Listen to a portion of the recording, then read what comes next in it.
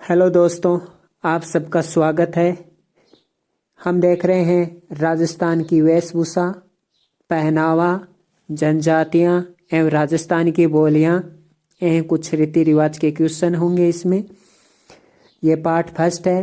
Part second में पहनावा, जनजातियां, राजस्थान की बोलियां एवं रीति रिवाज पार्ट सेकंड भी जल्द अपलोड करूंगा। तो शुरू करते हैं।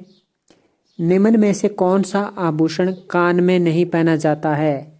निम्न में से कौन सा आभूषण कान में नहीं पहना जाता है? ऑप्शन ए बूजली, जिसे भूजली भी कहते हैं, बूजली, भूजली। ऑप्शन ब बारेट। ऑप्शन स गोफन। ऑप्शन द मोरुवर, जिसे मोर फवर भी कहते हैं। तो बताइए कौन सा कान में नहीं पहना जाता? तो इसका सही आंसर है ऑप्शन स गोफन। गोफन है वो सिर में पहना जाने वाला आभूषण है, जबकि बूजली कान में, बारेट कान में, मोरुवर कान में। और इसके अलावा देखिए औगणिया आभूषण है, झमेला जिसे झेला भी कहते हैं, पिपल पन्ना है, ये भी कान के आभूषण है। तो ये 6 आभूषण याद रखिए: बूजली, बारेट, मोरुवर, औगणिया, झमेला और पिपल पन्ना। ये कान के आभूषण हैं। कहाँ के हैं? कान के आभूषण हैं। अगला क्वेश्चन देखिए, निम्न में से नाक का आभूषण नहीं है? ऑप्शन ए कोको, ऑप्शन बी बल्ल्या, ऑप्शन सी भोगली, ऑप्शन डी खीवण।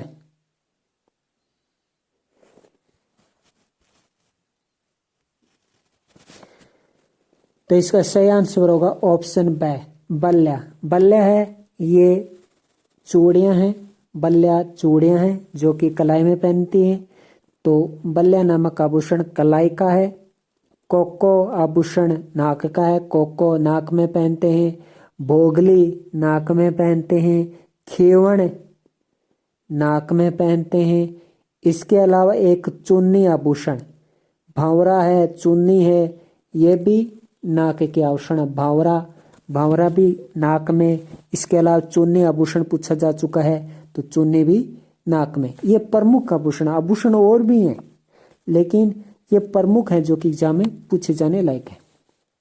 अगला देखिए, निम्न में से गले का आभूषण नहीं है? ऑप्शन ए, यहाँ पे गुर्दा होना चाहिए था, गुर्दा। ऑप्शन ए गुर्दा, यहाँ पे गुर्दा पढ़ेंगे इसको, गुर्दा। ऑप्शन बी मोहरन, ऑप्शन सी मंडली, ऑप्शन डी निम्बोरी। गुर्दा तो आप सबको पता है गुर्दे हैं वो कान में पहने जाते हैं, गले में नहीं। तो मोहरन गले का आभूषण है, मंडली गले का आभूषण है, निम्बोरी गले का आभूषण है। इसके अलावा 3 आभूषण और याद रखिए। तुलसी, तुलसी आभूषण गले का है। राम नवमी गले का आभूषण है। और वैजयंती, वैजयंती, वैजयंती आभूषण भी गले का है। और इसके अलावा वैजयंती है, निम्बोरी है, मंडली है, मोहरन है, तुलसी है। इसके अलावा बजंटी, बजंटी आभूषण भी गले का है। ये इतने आभूषण याद रखने, इतने आभूषण आपको याद रखने। अगले क्वेश्चन देखिए, निम्न में से पैर का आभूषण नहीं है? ऑप्शन ए हेरानामी, ऑप्शन बी नेवरी, ऑप्शन सी नुपुर और ऑप्शन डी तकमा, जिसे तक्या भी कहते हैं, तैकया या तकमा। तो पैर का आभूषण निम्न में से कौन सा नहीं है? तो ऑप्शन डी तकमा। ये बाजू का आभूषण है, ये हाथ के बाजू ये बाजू का आभूषण है तकमा, जिसे तक्या भी कहते हैं, ये बाजू का है। हेरानामी, हेरानामी पैर का आभूषण है। नेवरी पैर का आभूषण है। नुपुर पैर का आभूषण है। इसके अलावा आंवला आभूषण भी पैर में पहना जाता है। आंवला, रिमझोल, ये पैर के आभूषण है। तो ये प्रमुख आभूषण है जो कि एग्जाम में पूछे जाने लायक है और एग्जाम में बार बार पूछे जाते हैं। अगला क्वेश्चन, निम्न में से कलाई का आभूषण नहीं है। ऑप्शन ए कातरिया, ऑप्शन बी नोगरी, ऑप्शन सी मुठ्या, ऑप्शन डी आणत। तो देखिए कलाई का आभूषण नहीं है आणत। आणत है ये बाजू का आभूषण है, कलाई का आभूषण नहीं है। आणत क्या है? आणत बाजू का आभूषण है, कलाई का नहीं है। कातरिया ये कांच की चूड़ियां होती हैं। इसके अलावा बल्ला है, तो बल्ला ऊपर हम देख चुके हैं, ये रबड़ की चूड़ियां होती हैं बल्ला। ऐसे ही पूछा जा सकता है रबड़ की चूड़ियां इन्हें क्या कहते हैं, तो बल्ला। नोगरी है, ये भी चूड़ियां ही हैं, ये भी कलाई का आभूषण है। मुठ्या है, ये भी कलाई का आभूषण है। इसके अलावा देखिए बगड़ी, बगड़ी भी कलाई का आभूषण है। इसके अलावा सोवन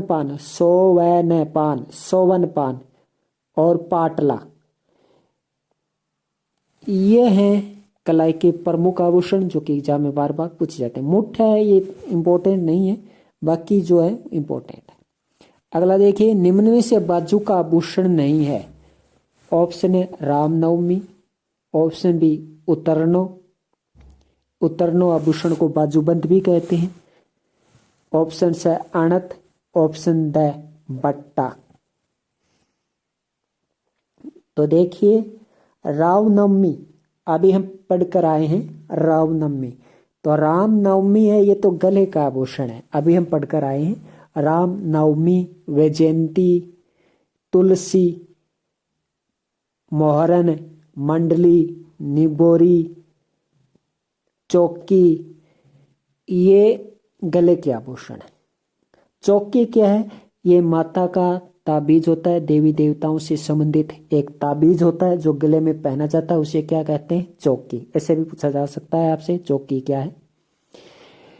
तो निम्न में से बाजू का आभूषण नहीं है, ये पूछा गया है। तो रामनवमी है, ये गले का आभूषण है। उतरनो जिसे बाजूबंद भी कहते हैं, ये बाजू का आभूषण है। आणत बाजू का आभूषण है और बट्टा बाजू का आभूषण है। ये तीनों ही बाजू के आभूषण है और इम्पोर्टेंट है। इसके अलावा एक देखिए नवरत्न, वो भी बाजू का आभूषण। अगला क्वेश्चन देखिए, असुमेलित छांटिए, वैजयंती गले का आभूषण है, ये हम देख चुके हैं, वैजयंती गले का आभूषण है। नवरत्न है, ये बाजू का आभूषण है। बलनी ये नाक का आभूषण है। इसके अलावा चुन्नी और फेणी आभूषण भी याद रखिए, बहुत ही इंपॉर्टेंट है। फेणी भी नाग का है, जबकि यहाँ फेणी दे रखा है कान का, तो ऑप्शन द हो जाएगा। तो आभूषण से संबंधित जितने भी इंपॉर्टेंट आभूषण है जो कि एग्जाम में आ चुके हैं और आने की संभावना है, वो हम सब पढ़ चुके हैं। बस इतने आभूषण इंपॉर्टेंट है, बाकी उल्टे सुल्टे नाम बहुत सारे हैं, तेगड़ है, थेड़ियो है, फेड़ियो है, वे फालतू के आभूषण है, पूछे भी नहीं जाते। तो ये इतने आभूषण हैं जो कि एग्जाम में पूछे जाते हैं। अब देखिए हम वेशभूषा से संबंधित क्वेश्चन देख लेते हैं। वेशभूषा से संबंधित असत्य कथन छांटिए। मेवाड़ में जो पगड़ी पहनते हैं, मेवाड़ में पगड़ी बांधने वाले को छापदार कहते हैं। मेवाड़ में पगड़ी बांधने वाले को छापदार कहते हैं, ये सही है। और छापदार पगड़ी है वो मेवाड़ में पहनी जाती है, याद रखिए, छापदार पगड़ी मेवाड़ में पहनी जाती है और मेवाड़ में जो पगड़ी पहनते हैं उन्हें छापदार कहते हैं। क्वेश्चन ऐसे आ जाता है, छापदार क्या है? मेवाड़ में पगड़ी पहनने वाले को छापदार कहते हैं, जयपुर में पगड़ी बांधने वाले को छापदार, विवाह के अवसर पर जो कोई रस्म होती है उसे छापदार कहते हैं। इसे ऐसे कुछ दे सकते हैं ना। राजशाही पगड़ी जयपुर की प्रसिद्ध है, ये भी सही है। घेर वाली पुरुषों की पाग बागो कहलाती है। घेर वाली पुरुषों की पाग यानी पगड़ी बागो कहलाती है। जो घेरदार पगड़ी होती है ना, इसे घेरे से आंटे से ली हुई होती है, घेरदार, तो उसे बागो कहते हैं, तो ये भी सही है। मंदिर की पगड़ी विवाह के अवसर पर पहनी जाती है, गलत। ऑप्शन द इसका सही आंसर हो जाएगा। असत्य छांटना था, ऑप्शन द हो जाएगा, क्योंकि मंदिर की पगड़ी विवाह के अवसर पर नहीं पहनते। मंदिल की पगड़ी है वो दशहरे के अवसर पर पहनते हैं। मंदिल की पगड़ी दशहरे पर पहनते हैं। अगला क्वेश्चन देखिए, वेशभूषा से संबंधित असत्य कथन छांटना है। उमराव पाग यानी उमराव नाम की पगड़ी है वो उदयपुर की प्रसिद्ध है, तो ये सही है। उमराव नाम की पाग है, उमराव पगड़ी उदयपुर की प्रसिद्ध है, ये बात सही है। सुथारणा पाग बीकानेर की प्रसिद्ध है, ये कथन भी सही है। जो सुथारणा पाग है, जो सुथारणा पगड़ी है वो बीकानेर की प्रसिद्ध है। अगला, सर्दी में बच्चों द्वारा पहना जाने वाला पायजामा सूथना कहलाता है। सर्दी में बच्चों को जो पजामा पहनाया जाता है उसे सूथना कहा जाता है।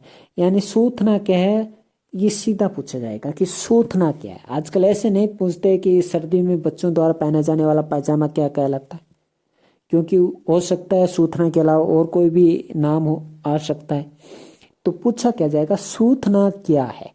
फिर ऑप्शन आएंगे, पगड़ी, वृद्ध व्यक्ति द्वारा पहनी जाने वाली पगड़ी।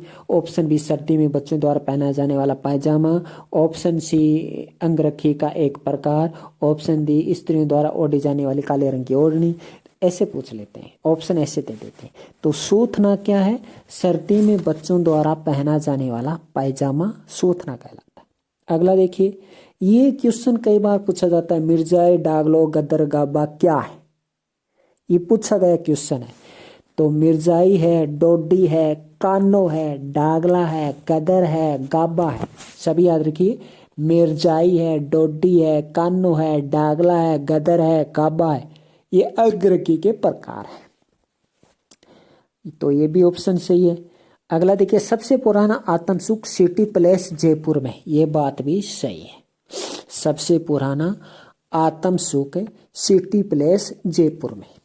अगला देखिए, ऊन से बनी रजाई को बोगची कहते हैं। अगला है कि ऊन से बने रजाई को बोगची कहते हैं, गलत, ये गलत है। क्योंकि ऊन से बने रजाई को बोगची नहीं बल्कि सोवड़ कहते हैं, सोवड़ कहते हैं।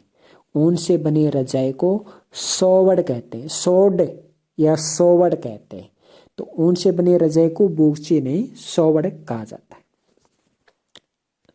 अगला देखिए, कांसा, नोमा, चौखुलिया, दुपालिया पगड़ी के प्रकार है। नहीं, गलत। कांसा, नुमा, चौखुलिया, दुपालिया ये पगड़ी के प्रकार नहीं है, बल्कि ये टोपी के प्रकार है। ये अलग अलग प्रकार के टोपियां हैं। कांसा नुमा एक टोपी का नाम है, चौखुलिया एक टोपी का नाम है, और दुपालिया एक टोपी का नाम है। ये पगड़ी के प्रकार नहीं है, ये टोपी के प्रकार है। तो कांसानुमा, चौखुलिया, दुपालिया। अगला, शिकारी लोग जो खाकी रंग के वस्त्र पहनते उन्हें अमोवा कहते, ये बात सही है।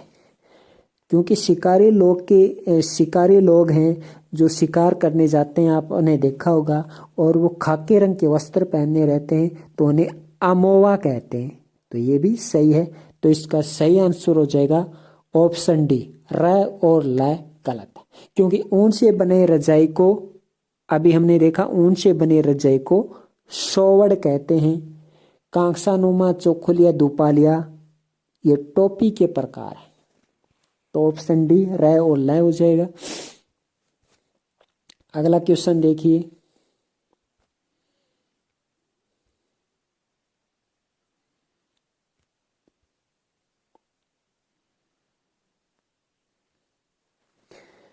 असत्य कथन छांटिए, वस्त्र से संबंधित है ये।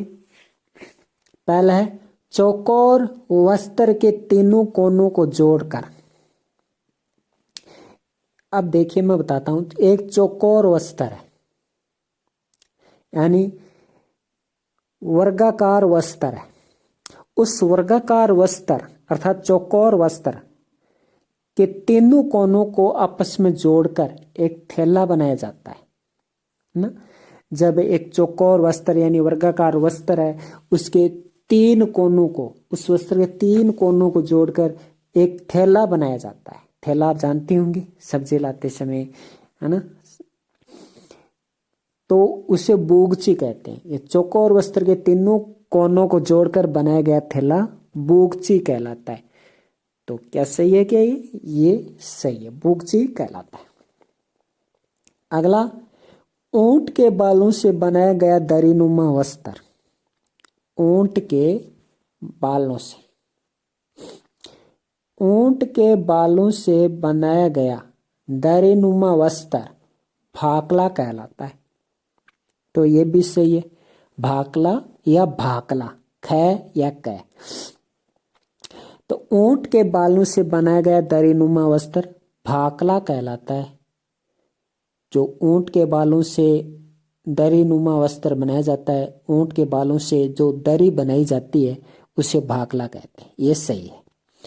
अगला, सर्दी से बचने के लिए, सर्दी से बचने के लिए पुरुषों द्वारा कंबल की तरह लपेटा जाने वाला वस्त्र। यानी सर्दी से बचने के लिए पुरुष हैं वो कंबल की तरह एक वस्त्र लपेट लेते हैं जो कि कंबल जैसा ही दिखाई देता है, उसे पछेवड़ा कहा जाता है। तो ये भी सही है, पछेवड़ा है वो सर्दी से बचने के लिए कंबल की तरह वस्त्र होता है जिसे शरीर में लपेट लिया जाता है, नहीं ओढ़ लिया जाता है, लपेटना आप समझते होंगे। तो सर्दी से बचने के लिए पुरुषों द्वारा कंबल की तरह लपेटा जाने वाला वस्त्र पछेवड़ा कहलाता है। तो ये भी सही है। अगला, दो पट्टियों के जोड़ वाली ओढ़नी की चद्दर। दो पट्टियों के जोड़ वाली ओढ़नी की चद्दर धुस्सो कहलाती है।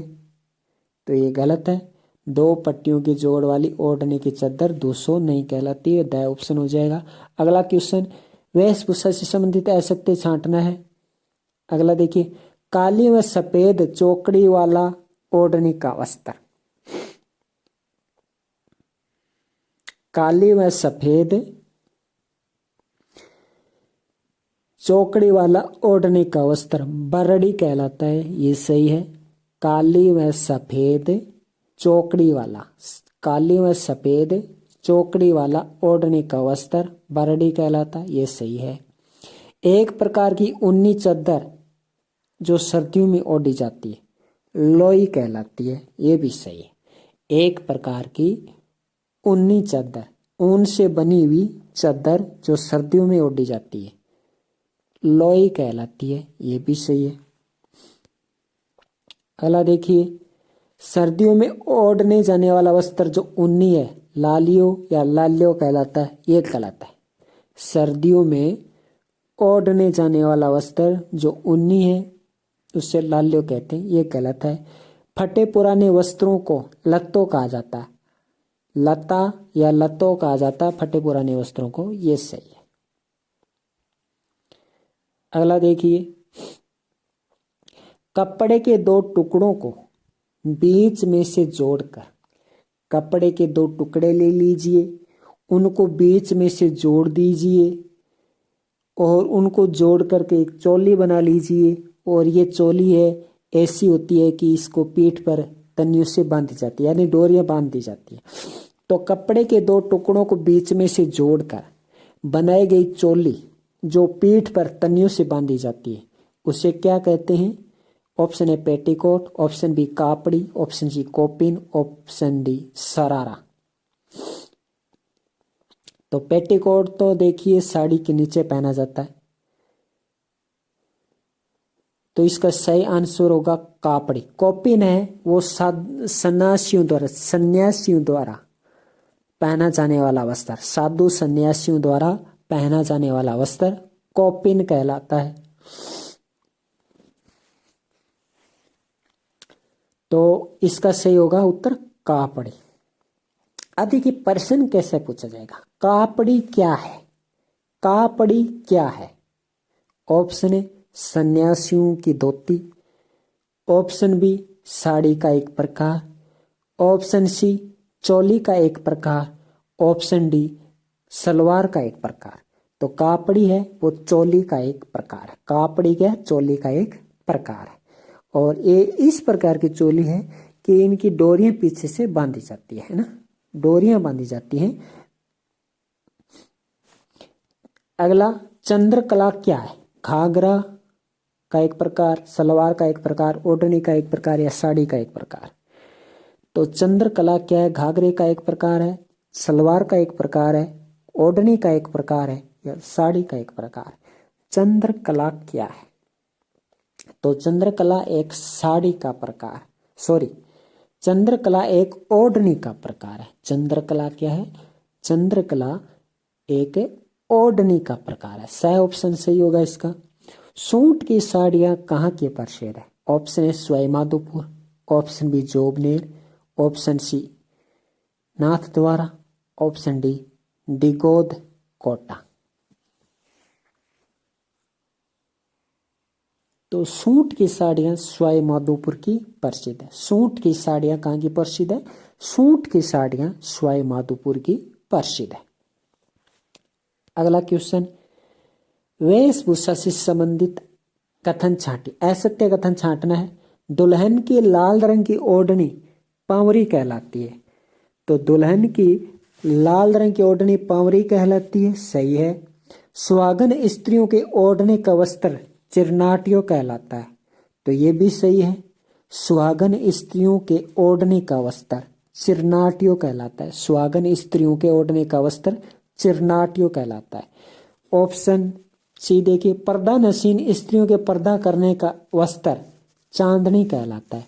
जो पर्दा नशीन स्त्रियों के पर्दा करने का वस्त्र, पर्दा नशीन स्त्रियां वो होती हैं जो अपने पर्दा कर लेती है, यानी राजस्थानी भाषा में कहें तो ओल्लो काट लेती हैं, तो वो पर्दा नशीन स्त्रियां होती हैं। आगे पर्दा कर ले, ओल्लो काट ले, चांदनी कहलाता है। लहरियों की, ऑप्शन द, लहरियों की धारियां जब एक दूसरे को काटती हुई बनाई जाती है, यानी लहरियों की धारियां, यानी आपने ओढ़नी पर धारियां देखी होगी जो एक दूसरे को काटती हुई दिखाई देती हैं, उन्हें धनक कहा जाता है। नहीं, धनक नहीं, उनको मोठड़ा कहा जाता है, उनको मोठड़ा कहते हैं। लहरियों की धारियां जब एक दूसरे को काटती हुई बनाई जाती है तो उसे धनक नहीं मोठड़ा कहा जाता है। तय ऑप्शन गलत हो जाएगा। अगला क्वेश्चन, अब देखिए जनजातियों से संबंधित क्वेश्चन आ रहे हैं और वस्त्र भी आ रहे हैं। तो देखिए, निम्न में से शहरियों का वस्त्र नहीं है। निम्न में से शहरियों का वस्त्र नहीं है। ऑप्शन ए सलूका, ऑप्शन बी अंगूठी, ऑप्शन सी रेजा, ऑप्शन डी पंछा। शहरियों का वस्त्र नहीं है। तो देखिए, शहरियों का वस्त्र निम्न में से नहीं है। सलूका, ये तो शहरियों का वस्त्र है, सलूका शहरियों का वस्त्र है। रेजा शहरियों का वस्त्र है। पंछा शहरियों का वस्त्र है। तो अंगूठी ये भीलों का वस्त्र है। अंगूठी शहरियों का वस्त्र नहीं। अंगूठी क्या है? एक वस्त्र है, आभूषण नहीं है, ये वस्त्र है। कई बार ऐसे भी पूछ लेते हैं अंगूठी क्या है?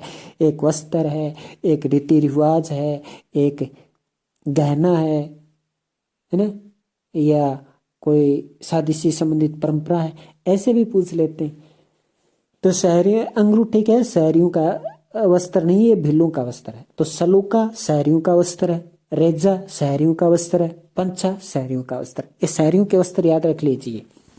सलूका शहरियों का वस्त्र है, रेजा शहरियों का वस्त्र है, पंछा शहरियों का वस्त्र है। अगला देखिए, निम्न में से कंजर जाति का वस्त्र है। महिला पूछी है वो भी। निम्न में से कंजर जाति का वस्त्र है। तो कंजर जाति का वस्त्र आपसे पूछा गया है। तो खूसनी, खूसनी है ये कंजर जाति का वस्त्र है, खूसनी। जबकि रेजा शहरियों का है, रेजा शहरियों का है। सिंदूरी भीलों का है, फड़का गरासियों का है। तो इस तरह, तो खूसनी है वो कंजर जाति का वस्त्र है। अगला देखिए, ग्रासीय स्त्रियों द्वारा कमीज के रूप में पहना जाने वाला वस्त्र। ग्रासीय स्त्रियों द्वारा कमीज के रूप में पहना जाने वाला वस्त्र क्या कहलाता है? झुलकी कहलाता है। क्या कहलाता है? झुलकी कहलाता है। ग्रासीय स्त्रियों द्वारा कमीज के रूप में, जैसे हम कमीज पहनते हैं पुरुष, उसी तरह ग्रासिया स्त्रियां भी कमीज की तरह एक वस्त्र पहनती हैं जिसे झुलकी कहा जाता है। तो ग्रासिया स्त्रियों का वस्त्र है झुलकी। अगला देखिए, निम्न में से स्त्रियों का वस्त्र नहीं है, ये पूछ लिया है। अभी तक तो ये पूछा जा रहा था कि कौन सी जनजाति का वस्त्र है या नहीं, अब पूछ लिया स्त्रियों का वस्त्र नहीं है। एक बार ये क्वेश्चन पूछा जा चुका 3rd ग्रेड में, कि रेट में पूछा गया है ये क्वेश्चन कि निम्न में से स्त्रियों का वस्त्र नहीं है। 2021 में जो रेट का पेपर हुए थे 4, उन्हीं में से एक पेपर में पूछा गया ये क्वेश्चन है कि स्त्रियों का वस्त्र नहीं। ऑप्शन ए बाप्ता, ऑप्शन बी मसरू, ऑप्शन सी अवोचन, ऑप्शन डी मुसलो। तो देखिए, बाप्ता स्त्रियों का वस्त्र है, मसरू स्त्रियों का वस्त्र है, अवोचन स्त्रियों का वस्त्र है, मुसलो पुरुषों का वस्त्र है। अगला देखिए प्रश्न 20 नंबर, स्त्रियों का वस्त्र नहीं है बाटिक ओढ़नी, गंगा जली, केम खाब, अमोवा। तो अमोवा है वो शिकारी करने जाते समय जो खाकी रंग के वस्त्र हैं उन्हें अमोवा कहते हैं। ऑप्शन डी इसका सही आंसर है। तो स्त्रियों के वस्त्र देख लीजिए, बाफ्ता स्त्रियों का वस्त्र है, मसरू स्त्रियों का वस्त्र है, अवोचन स्त्रियों का वस्त्र है, बाटिक ओढ़नी स्त्रियों का वस्त्र है, ओढ़नी से पता चला, गंगा जली स्त्रियों का वस्त्र है, खेम खाब केम खाब स्त्रियों का वस्त्र, अवोचन स्त्रियों का वस्त्र, मसरू स्त्रियों का वस्त्र, पापता स्त्रियों का वस्त्र। ये इतने वस्त्र याद रख लीजिए। अगला देखिए, रीति रिवाज से संबंधित क्वेश्चन आ गए हैं। तो निम्न में से असत्य कथन छांटिए। ऑप्शन ए, बेटी का पिता अपने रिश्तेदारों को बुलाकर बेटी में जमाई को कपड़े व आभूषण थाली में देता है जिसे कौथला कहा जाता है। तो ये तो सही है, बेटी का पिता अपने रिश्तेदारों को बुलाकर बेटी व जवाई को कपड़े व आभूषण थाली में देता है। यानी जब अपने जवाई को बुला लेता है और जवाई और बेटी को कपड़े आभूषण दे देता है ना, तो उसे कौथला कहते हैं। अगला है बाय ऑप्शन, नौकर के रूप में खेतों में काम करना हाली प्रथा।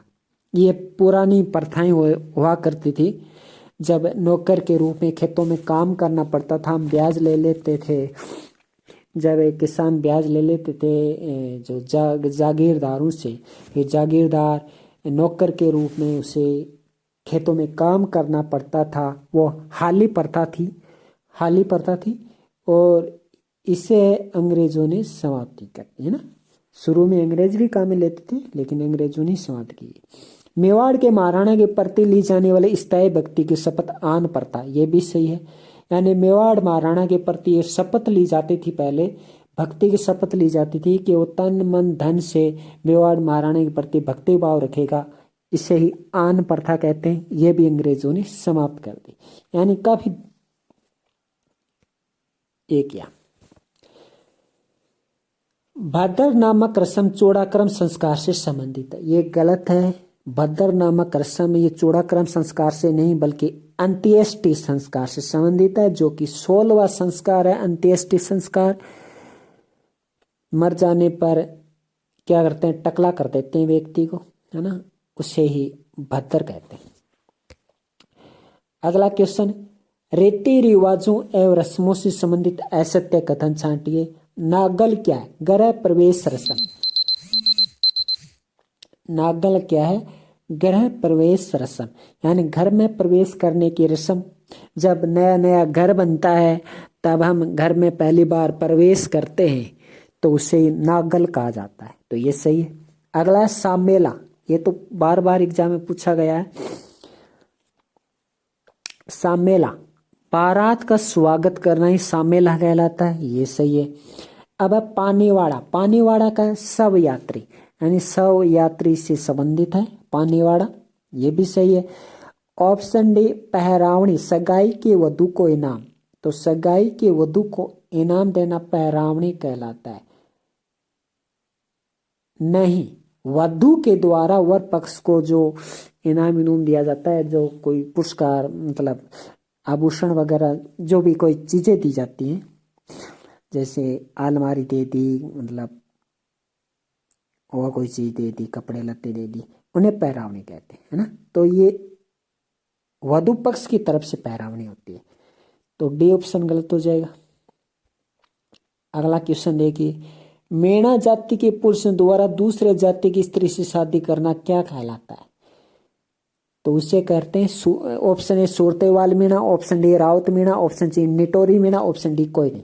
तो इसका सही आंसर हो जाएगा सूरतेवाल मीणा। मीणा जाति के पुरुषों द्वारा दूसरे जाति की स्त्री से शादी करना, यानी मीणा जाति है वो किसी भील से शादी या किसी सहरिया से शादी, ग्रास्य से शादी, ग्रास्य की स्त्री से शादी कर लेता है तो उसे सूरतेवाल मीणा कहते हैं। तो मीणा जाति के पुरुषों द्वारा दूसरी जाति की स्त्री से शादी करना सूरतेवाल मीणा कहलाता है। अगला देखिए, मीणा जनजाति की सर्वाधिक संख्या। तो मीणा जनजाति की सर्वाधिक संख्या ये देखिए क्रम से यहाँ पाई जाती है उदयपुर, जयपुर, प्रतापगढ़। तो उदयपुर, जयपुर, प्रतापगढ़ में मीणा जनजाति सर्वाधिक पाई जाती है। सर्वाधिक मीणा जनजाति कहाँ पाई जाती है? उदयपुर में। उदयपुर के बाद जयपुर में और जयपुर के बाद प्रतापगढ़। तो मीणा जनजाति की सर्वाधिक संख्या उदयपुर, जयपुर, प्रतापगढ़ में पाई जाती है। मीणा जनजाति से संबंधित असत्य कथन छांटिए। तो मीणा जनजाति संबंधित असत्य कथन छांटिए।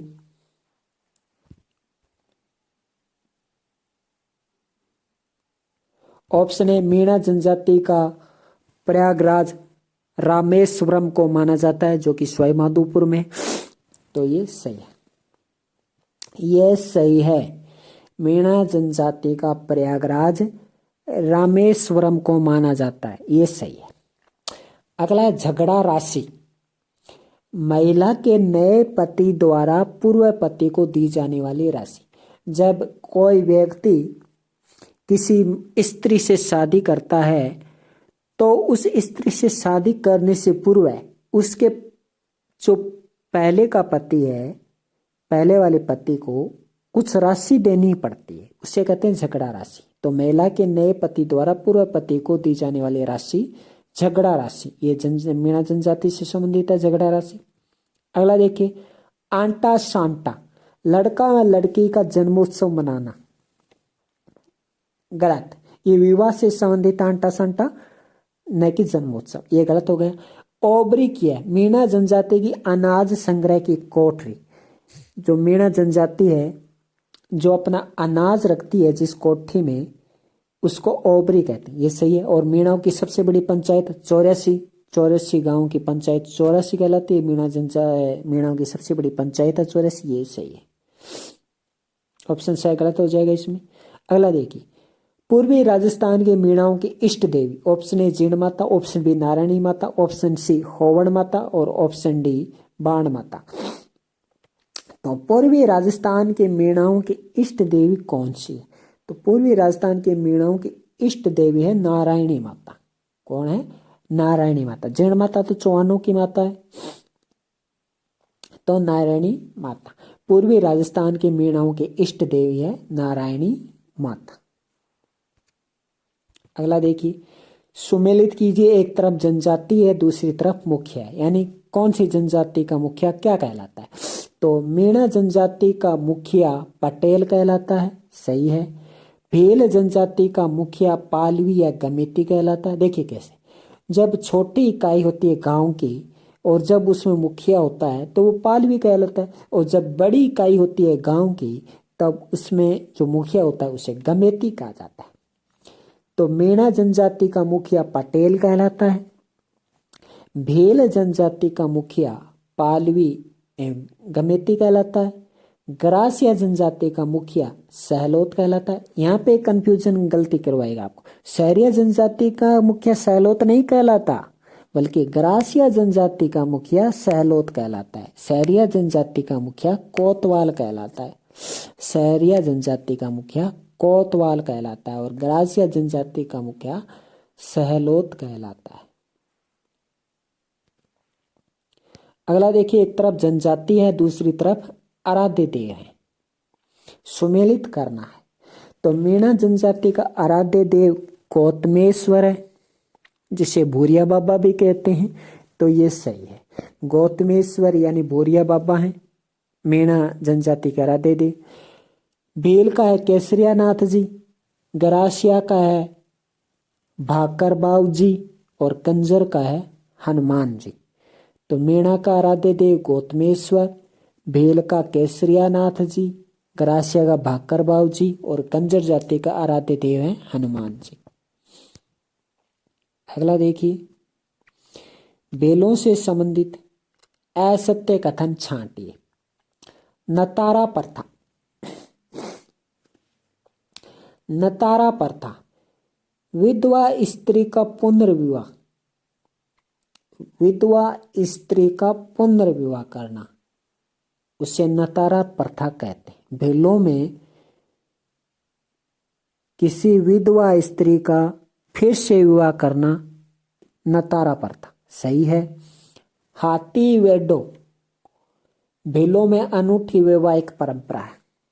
क्वेश्चन ऐसे ही पूछा गया है कि हाथी वेडो क्या है, तो भेलों में अनूठी वैवाहिक परंपरा, ये ऑप्शन उसमें था। घोटिया अम्बा का मेला आदिवासियों का कुंभ कहलाता है, गलत। बैणेश्वर मेला आदिवासियों का कुंभ कहलाता है, न कि घोटिया अम्बा का मेला। तो ऑप्शन से गलत है, क्योंकि घोटिया अम्बा का मेला आदिवासियों का कुंभ नहीं कहलाता, बल्कि बनेश्वर मेला, जहां 100 माई जाखम कर मिलती। अगला ऑप्शन, कंजारा खाड़लिया का भूत बिल्लू का एक लोक नाट्य है, ये भी सही है।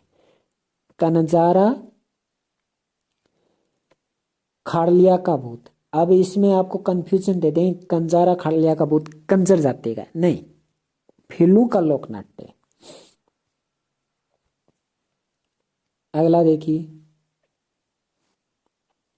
अगला क्वेश्चन, भील जनजाति के बारे में असत्य कथन छांटिए। भील महिलाओं द्वारा पैरों में पहने जाने वाली पीतल की चूड़ियां परिजनी कहलाती हैं, सही है। भील महिलाओं द्वारा पैरों में पहनी जाने वाली पीतल की चूड़ियां परिजनी कहलाती हैं, सही है। अंगूठी भील स्त्रियों की चोली है। अंगूठी, जैसे कि हमने पीछे कहा था कि अंगूठी क्या एक आभूषण है कि एक वस्त्र का पहनावा है या एक वैवाहिक परंपरा है, इस तरह से हमने देखा था। तो अंगूठी क्या है? भील स्त्रियों की चोली। भील जाति में रोगोपचार पद्धति है, गलत। व्हील भीलों से संबंधित है। व्हील भीलों से संबंधित है, लेकिन व्हील है वो भील जाति में रोगोपचार पद्धति नहीं है। काटा भीलों का मृत्यु भोज क्या कहलाता? काटा। अगला देखिए, ग्रासिया से संबंधित असत्य कथन छांटना है। सर्वाधिक ग्रासिया शहर सिरोही एवं उदयपुर जिले में रहती है, सही है। सर्वाधिक ग्रासिया सिरोही एवं उदयपुर जिले में रहती है, सही है। कांधिया, ग्रासिया जनजाति में मृत्यु भोज को कांधिया कहते हैं। ग्रासिया जनजाति में मृत्यु भोज को कांधिया कहते हैं। हारी बावरी विवाह से संबंधित एक रस्म नहीं। ग्रासिया जनजाति में हारी बावरी खेती करने को हारी बावरी कहते हैं, विवाह से संबंधित नहीं है, ये खेती से संबंधित है। हेलरू ग्रासिया जनजाति की एक शहरी संस्था, सही है। हेलरू क्या है? ग्रासिया जनजाति की एक शहरी संस्था हेलरू। अगला देखिए, ग्रासिया से संबंधित असत्य कथन छांटिए। ऑप्शन ए, ग्रासिया व्यक्ति की मृत्यु पर बनाया गया स्मारक हुर्रे कहलाता है, सही है। ग्रासिया व्यक्ति की मृत्यु पर बनाया गया स्मारक हुर्रे कहलाता है, सही है। घर में अनाज भंडारण की कोठी सौरी कहलाती है। घर में अनाज भंडारण की कोठी गरासिया लोग जो अनाज भंडारण की कोठी रखते हैं, सोहरी कहते हैं, सही है, सोहरी। फालिया, गांव की सबसे छोटी इकाई फालिया, यह भी सही है। गांव की गरासिया जनजाति में, गरासिया जनजाति में गांव की सबसे छोटी इकाई, गरासिया जनजाति में गांव की सबसे छोटी इकाई फालिया कहलाती, सही है। मेलवो एवं खेवना सामूहिक कृषि परंपरा, गलत, ये विवाह के प्रकार है।